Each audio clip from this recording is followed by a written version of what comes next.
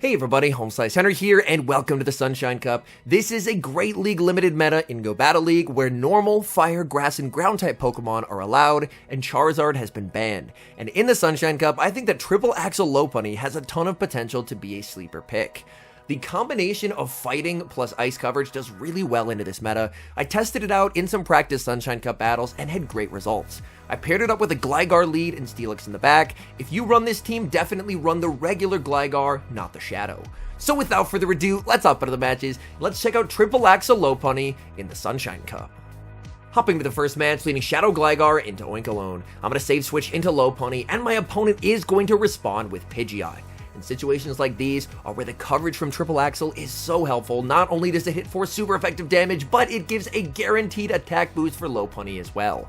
The Pidgeot is pretty low. I'm not expecting them to bait. I commit the shield, and it's the Brave Bird. Through the combination of the boosted double kicks and their lowered defense, Lopunny gets the farm down, going down a shield but winning switch, and leaving with a massive amount of boosted energy. In comes the Oinkologne. I do have enough for the Focus Blast. I decide to bait, even if they call it, which they do. Lopunny is now 2 stages boosted. I'm giving up the final shield, but I can either deal massive damage to their remaining Pokemon or just start grabbing shields. I'm firing off another triple AXEL. Opponent is going to let this go. Lopunny now 3 stages boosted, and in the back is Gligar. As you can see, that fighting and ice offensive coverage is so nice. I'm going to save energy here and actually send in the Steelix, because this is going to force the Gligar to throw multiple digs, as one dig, even against a Shadow Steelix, is not going to be enough to KO. I'm farming up with the Steelix, firing off the Breaking Swipe, and at this point, my opponent doesn't really have a win con, as I have a full health Gligar, and with them shielding the Breaking Swipe, this means that I can just send back in the Lopunny and triple AXEL for the win, as Dig will get the KO. In comes Lopunny, and one more triple AXEL, double super effective damage, KOing the Gligar, and that's a good game.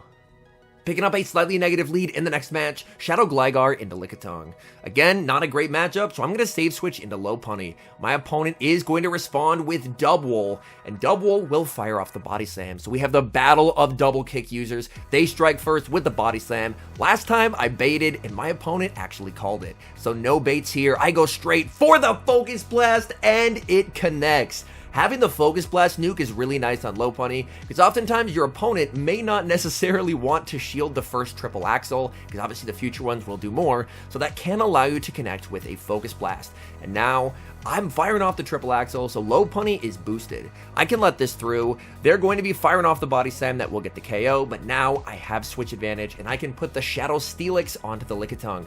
Lickitung is going to strike first, firing off the Power Whip, and Power Whip will do some solid damage into the Steelix. I'm looking to overfarm with the Steelix and then go for the Breaking Swipe. Breaking Swipe will not KO. Lickitung is extremely bulky, and this is a non-stab move. So Lickitung is able to hang on with a fraction of HP remaining. It's only going to be the Body Slam. What do they have in the back? They have Greedent, and this is actually a Bullet Seed Greedent. It would be a lot better for my Gligar if they were running the new move of Mud Shot, but unfortunately they're running Bullet Seed, and Bullet Seed does actually hit for neutral here. So they're going to be spamming out a lot of charge moves. They go for the Crunch, and they actually get the defense drop. That's a bit unfortunate for me. I'm just going to start spamming out Aerial Aces. They have 2 shields. They have to start shielding something, so I feel pretty safe in the fact that I can just spam out Aerial Aces here. They're firing off another charge move. They're going for the Body Slam, and I'm very close to the back-to-back Aerial Aces here. This should be grabbing the final shield from my opponent, and it does. One more wing attack, and I make it to another Aerial Ace. I don't think this will quite KO.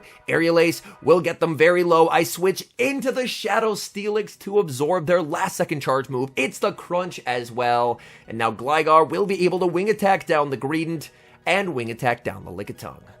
We've got a mirror lead in the next game, Gligar versus Gligar. So this matchup will typically come down to CMP. If my opponent wants to shield, I'm perfectly fine with letting my opponent take switch advantage in exchange for getting energy on either one of my back mons. My opponent, turns out they win CMP. They have the back-to-back moves here, but since they trigger the CMP tie, they don't get to throw their second move until I throw mine. So now, despite the fact that I don't win CMP, I still get to apply pressure onto my opponent and grab a shield advantage. It's not worth it for me to shield here. If I shield, they're just going to win the CMP tie and win the ones. So I may as well just go for energy on the Steelix, and I can go for a 1 shield farm down, as my opponent cannot bait and make it to the dig. My opponent is going to bait with the Aerial Ace, but as you're going to see, they're only able to make it to another Aerial Ace here, which I'm able to tank pretty comfortably. So even though I don't have Switch, I have a lot of energy. Opponent now going to send in Dunsparce. I'm farming up, and I'm going to fire off the Earthquake. This will do a lot of damage onto the Dunsparce if it lands, which it does. In comes Lopunny, and in the back, my opponent has Miltank. I'm not even building up to the Focus Blast, just going straight for the Triple Axel. Triple Axel connects, and let's let the boost begin. They're firing off their Body Slam. Lopunny able to tank that, farming up and going for the Triple Axel. It's a CMP tie. Lopunny is able to win the CMP tie over the Miltank. Triple Axel does get shielded. Lopunny now 2 stages boosted, and I think that I can go for a 1 shield farm down here and leave with a double boosted Focus Blast to absolutely annihilate the Dunsparce. Body Slam will be shielded. Opponent does not want to let that happen. They are going to bring back in the Dunsparce, go for the combo play, and deny the energy. But now I'm in a pretty good spot with Steelix, where Steelix will be able to get the farm down. I can tank the Drill Run here. Drill Run, of course, does hit for super effective damage, but it's not going to be enough to get the KO. And the Miltank is just too low, as Shadow Steelix will be able to secure the knockout. We see a tough lead in the next match, Shadow Gligar into Shadow Swampert, and this matchup right here is why if you're going to run this team, you must use regular Gligar. Unfortunately, I don't have a regular Gligar built, so I use the Shadow for demonstration purposes, but the reason why you want regular Gligar is in the regular Gligar versus Shadow Swampert matchup, regular Gligar can actually tank a Hydro Cannon, and it leaves it in a very awkward health range where the Shadow Swampert can't Mud Shot down. Whereas if it's Shadow versus Shadow, actually the Hydro Cannon does enough where they are able to get the KO, so you don't really have a lot of win cons going up against the Shadow Swampert. Whereas if you're the regular can actually potentially win the 1 shield and the 2 shield there, because the Swampert, whether it's regular or Shadow, is going to need 2 moves to KO. In this particular game, I'm able to make a nice catch, but as you're going to see, this is a game-losing catch. What I should have done was just brought in the Gligar because they were debuffed, and if they threw the energy, I would be fine. Whereas now, I'm switch locked, the Pidgeot can farm me down, and there's nothing preventing them, if they have Feather Dance, from just Feather Dancing my attack into oblivion. So I'm going to call this here, but the opponent goes for the big move, going for the Hail Mary Brave Bird, gotta respect it, and the opponent's just going to take the win here. Either way, due to the fact that I'm running Shadow Gligar, this game was probably going to be a loss anyway, but a very nice read by my opponent as they full send the move. We see a positive lead in the next match, Shadow Gligar into Tropius, and the Tropius is staying in this matchup. So it looks like the opponent somewhere in the back has a Pokemon that doesn't necessarily want to see Gligar either. I fire off the Aerial Ace, Tropius, throw in 1 Air Slash, making sure to throw on good timing. My plan is, I'm going to throw 3 Wing Attacks and try and go for the CMP tie here, but my opponent doesn't throw the move right away, they end up going for the extra. Aerial Ace is going to be shielded. I'm going to switch into Lopunny to absorb this energy. This way I can check and see what my opponent has in the back. And they're going to send in a Pidgeot. Pidgeot going to be hit with the Triple Axel. And again, the Triple Axel plus fighting coverage on Lopunny proving to be incredibly valuable. Even if they Brave Bird me, I don't really mind. They end up going for the Feather Dance. So Feather Dance, of course, is going to lower my attack. So I went from +1 to -1. But even at -1, a Triple Axel is still going to be enough to get the KO. And now my attack is back to normal. And in the back, there's an Obstagoon. Okay? I should be in a pretty okay spot. I think my Gligar can tank this Night Slash on like 1 HP here. My Gligar does not tank it, and they get the boost. Oh no, this is so bad.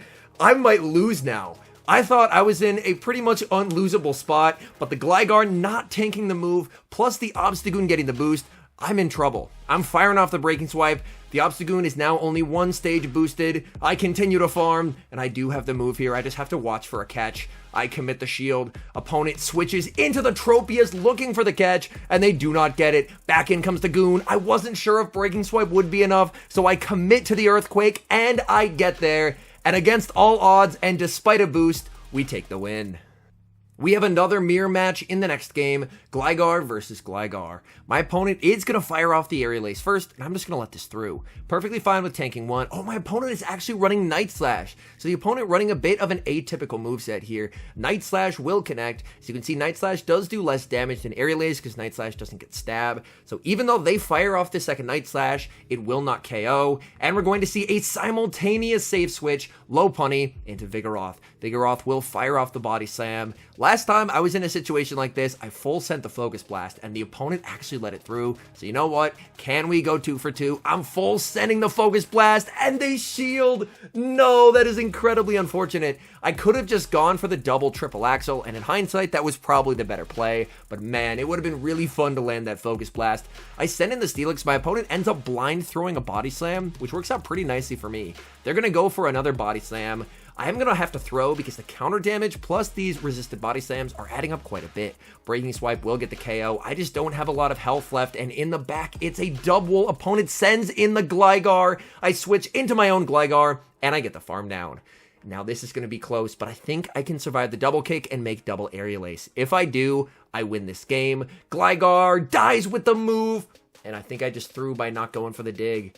I'm going to fire off this Breaking Swipe. I wasn't sure if I could make it to 2 Breaking Swipes, but as you're going to see, I can. So if I went for the dig, I win the game. But since I went for the Aerial Ace, the double lives with a small amount of HP and takes the win. Looking for some redemption in the next match as I pick up a very nice lead, Shadow Gligar into Shadow Nidoqueen. Opponent save switches into Vigoroth, and I don't mind staying in here as the Gligar. They fire off the Body Slam. Body Slam does a solid chunk of damage. I'm going to return fire with the Aerial Ace. Aerial Ace will connect. I'm farming up, looking to make it to another Aerial Ace here, and my opponent is going to fire off their Body Slam. I'm fine with committing a shield. I'm going to look to farm up to the back-to-back moves. And now my opponent is in an interesting position. Are they willing to fight for switch advantage here? They are. They shield. I switch into the Steelix, and they can't make it to the Bulldoze. They're forced to settle for a Body Slam. Body Slam not going to do a lot. In the back, opponent is running Obstagoon, and Obstagoon will immediately be met with a Breaking Swipe. So right off the bat, Obstagoon is going to get its attack lowered. My opponent commits a shield, and they throw on 6. Are they running Obstruct? Yes, they are. So they're trying to preserve HP, and now they've buffed up their defense, so future moves are going to be doing less. I'm firing off another Breaking Swipe, so now my opponent wants to stay in because they have the buff defense, but they want to switch out because their attack is lowered by 2 stages, so they're in a very awkward position here. They're going to fire off energy. This is the double debuff Night Slash. That does absolutely nothing. They're forced to switch into the Nidoqueen. I can send back in the Gligar, and the energy that I stored from earlier comes in handy as Dig will get the KO. Back in comes the Obstagoon. Obstagoon looking for farm. They have to fire off their energy here as I make it to the Aerial Ace. They go for the Obstruct. Obstruct is going to boost their defense, but not enough to survive the double kick from Lopunny, and Lopunny will secure the win. Hopping to the final match, and we see the same leads as last game, Shadow Gligar into Nidoqueen, but this game will be a cautionary tale of how not to play this team. First off, as the Gligar, you should always be throwing before the Nidoqueen does, because Nidoqueen here is going to bait the Stone Edge, grab a shield with the Poison Fang, and then they call the Aerial Ace bait, so everything that could go wrong does go wrong. I'm firing off the Aerial Ace here, as I just need an Aerial Ace to get the KO now. Opponent lets it go, they send in Abomasnow, and I'm going to pivot into Lopunny. Lopunny farming up energy, Abomasnow is going to strike first, and I'm just going to let this through. Opponent goes for the Weather Ball. They're now going to send in Superior, and let's start boosting up our attack with Triple Axel. Triple Axel is going to be no-shielded by Superior, and Lopunny with the boosted attack, unfortunately can't quite make the Triple Axel. This has to be the Frenzy Plant to get the KO. It's going to be the Aerial Ace, and I'm going to throw 1 double kick and then fire off the Triple Axel. I'm now going to be 2 stages boosted after they commit the shield. Come on, can we make it to the move? No, we die with the move, and that's really unfortunate. And here, unfortunately, I've made a lot of mistakes in this match so far, and I'm about to make more. If I shield, I should be firing off this Aerial Ace, but instead, I end up banking the Aerial Ace for later, which doesn't help me whatsoever. Banking a move only works if you win CMP, but Gligar does not win CMP over Abomasnow. So as you're going to see, even though I have that energy is completely useless to me, because the Abomasnow is going to be able to shield the Breaking Swipe, farm all the way down, leave with a move, and even though it's debuffed, it's not going to matter. It's double super effective. I lose CMP there, and unfortunately, a very winnable game with this team ends up becoming a teaching moment as I do not get the win. If you're watching the video on the day that it releases, then later this afternoon is when the Sunshine Cup is going to release, and this is a really good team to try. Again, I cannot stress enough, please run regular Gligar with this team, as regular Gligar can actually do surprisingly well versus both the regular and the Shadow Swampert, whereas the Shadow, if it goes up against the Shadow Swampert, really does not have a good time. But overall, I think Lopunny is a terrific Pokemon to use. That offensive combination of fighting and ice coverage is so good into just about anything you're going to see in this meta. And Steelix, we already know from Open Great League just how strong Steelix and Gligar are. That pairing of Gligar and Steelix both able to tank hits, and then Steelix just brutally oppressive debuffs with Breaking Swipe in the endgame. This should be a really solid team if you're looking to climb Elo in the cup.